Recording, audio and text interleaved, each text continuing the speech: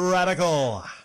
Welcome to part 3 of Radical Rapid Fire Comment Response for February 14th through February 2022. Short comments, quick replies.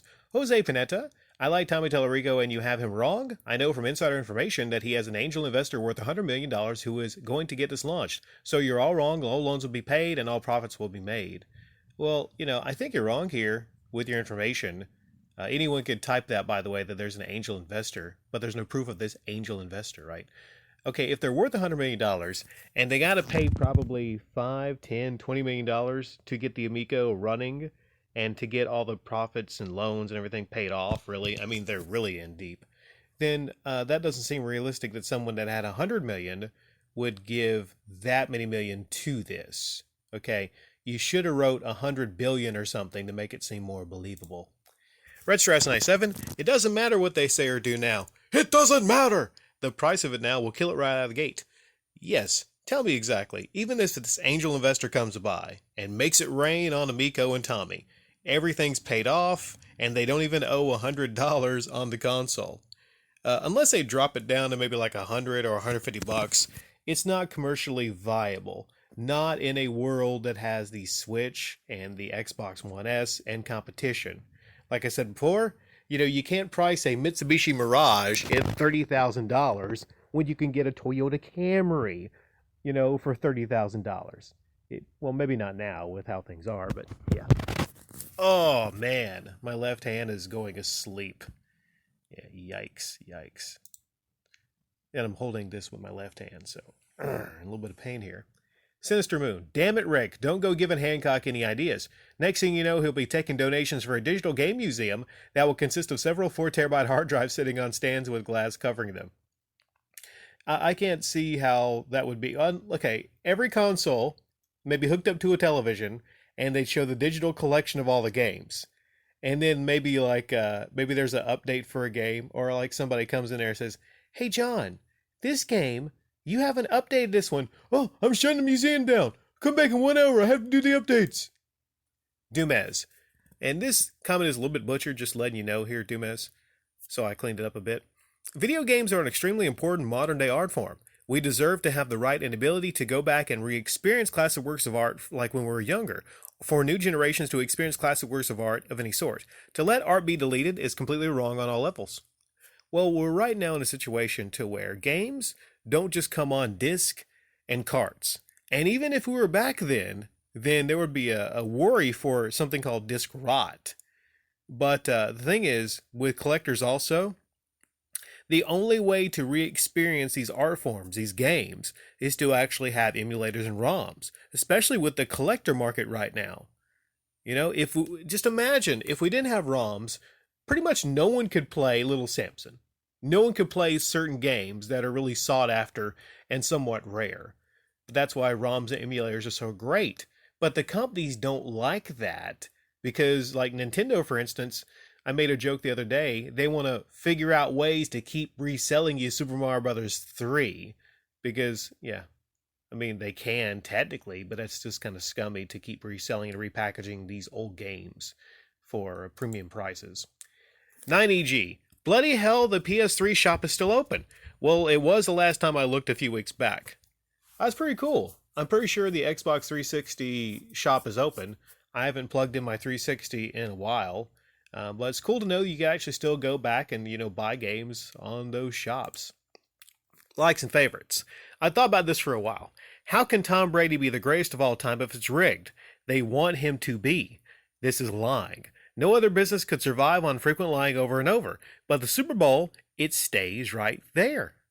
And then I said Tommy took over the Pats game right after 9/11 and miraculously went on to win a Super Bowl. The truth is he was built to be their greatest hero. Here's what I want you to do. Go back in time and look at actually when Tom Brady took over that team. It was literally right after 9/11. And I know this is not going to be popular. I know there's going to be a lot of people probably telling me how I'm incredibly wrong and Tom Brady is the GOAT. He is the greatest of all time. Here's the thing. He's not. That Super Bowl was rigged. A lot of the Super Bowls were rigged. But in the case of Tom Brady, not saying he's not a great athlete. I'm not saying that. Not saying he's not an accurate thrower of the football. But come on now. Tom Brady was built to win. He was built to be their guy for 2 decades. And it worked. Collis the Unforgettable. Listen, my rampant infidelity, gambling, alcoholism, various drug addictions, and general laziness has destroyed my family. I pre-ordered the Amico Flounders Edition because I'm counting on Tommy Tallarico's promises to bring my family back together. Well, here's the sad news. You, your family, and a lot of the families in the world are doomed because the Amico is not coming out. So this is why we definitely need that angel investor to make it rain. Because I have no hope for the future of the families. Because we all know, like they're marketing, families first, families are important, and family. Art Bell. YouTuber Retro Bro is the newscaster for Amico. PR Man was told by Tommy a big list of games that was 95% complete. Retro Bro bumped the number up to 100% complete, but Tommy told him 95 to 100% on air. Whatever he says, the opposite is likely. Talk about brainwashed. Yeah, to actually take that number and to correct Tommy and to bump it up to 100, it sounds like this guy's probably an investor. Sounds like it. I can't think of any other reason, because you can think of any other reason why a YouTuber would actually, I mean, and you mentioned it might be low IQ. Maybe not low IQ, but it seems like he was either trying to suck up to Tommy Tallarico or he's actually an investor. That's the only thing I can think of. And you talk about newscaster for the Amico. Well, I mean, if you're like the chosen newscaster for something like that, then maybe that's your angle. Maybe it could be as simple as he just wanted to grow his channel, something like that, I don't know. Like, I can't think of why people would subject themselves to being just so stupid. CAWF Video Game Wrestling. If Johnny Knoxville wins the Intercontinental title at WrestleMania, it will be the equivalent of David Arquette winning the WCW title. I don't think so. I'll disagree with you here because, looking back on David Arquette, who was the star of Eight-Legged Freaks, looking back on him winning the WCW title, even if it was, of course, not legitimate, or was DDP involved and he gave the bang to somebody, I don't know. But he had a title, right? You can't have someone like David Arquette having your title. Now, Johnny Knoxville, if he wins the Intercontinental title, well, let's be honest here. That title scene is kind of a joke. It is. And it didn't have to be. There used to be, in the history of WWE, great Intercontinental champions like, who was the Elvis ripoff? I forget who that guy was. I mean, there's some legendary... That bothers me. I can't remember. Guy looked like Elvis. Honky Tonk Man. Yeah. There were legendary reigns and legendary Intercontinental champions. But nowadays, they don't even like the main title. There's 2 main titles. Like, how is there 2 main titles? That's a separate rant right there. How can you be the world champion and then there's another world champion on another brand? But no, I don't think it's exactly the equivalent. But I get what you're thinking. Unimportant name and icon. Radical Reggie is entitled to donations because, shock alert, people like his content and he's a good, likable guy.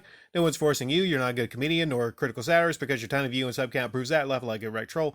Lot to correct here, and I don't have a lot of time because Radical Rapid Fire. But this person actually is a troll. They come by and they leave trollish comments of this type. I am a good comedian. I am a good critical satirist. I make almost everyone laugh on command if I want to. That's the mark of a good comedian. Even on bad days where I'm not feeling that funny, I seem to always have the ability to make people laugh. So that's pretty much what a comedian does. Not only that, but I can actually craft sets. I performed comedically in real life. But let's get to the actual response here. And I'll zoom through this. I'm an extremely down-to-earth, reasonable person who views the world in simple, common-sense terms. Donating money to a YouTuber is fucking stupid. They aren't charities like St. Jude's. That simple fact seems to trigger people, and I really don't understand why. Laugh out loud, why the hell is Reggie entitled to donations? Because what? He plays and collects video games? You're a weird person, bruh. And I'm one of the best talkers and funniest people that currently exist on this planet. YouTube is just a small percentage of my overall entertainment potential, but if you did your research and listened to my various playlists, you would realize exactly how diverse my entertainment is commentary-wise, although it helps to have a bit of intelligence to grasp my greatness, which your comments kind of expose how limited that intelligence actually is.